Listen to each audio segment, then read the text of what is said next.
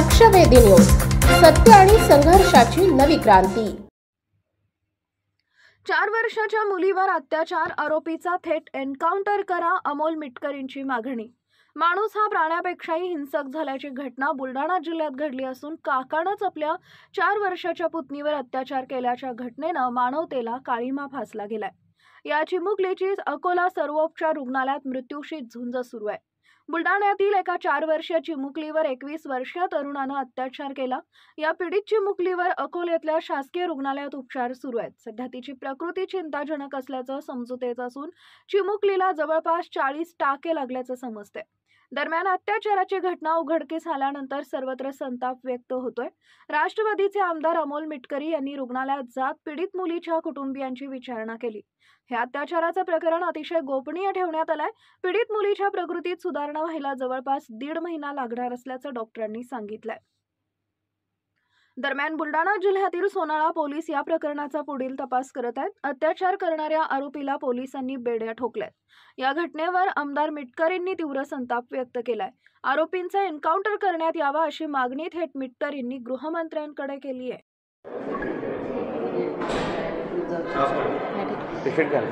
Patient को अभी तो हमने देखा है, अभी शी इज़ डूइंग बेटर, मतलब अभी बेहतर हो रही है। थोड़ा सा उसको दर्द तो ऑब्वियसली रहेगा क्योंकि बहुत ही बुरी तरीके से उसका हालत था।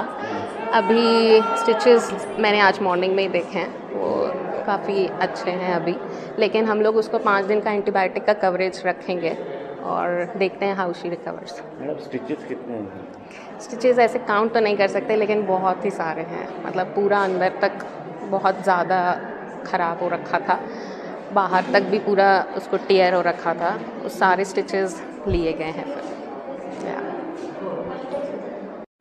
काय बोलणं झालं, मागणी काय आपली? हे आदिवासी समाजातील एक छोटी 4 वर्षाची चिमुरडी आहे। तिच्या जवळच्या नातेवाईकांनी तिच्यावर बळजबरीनं अत्याचार केला।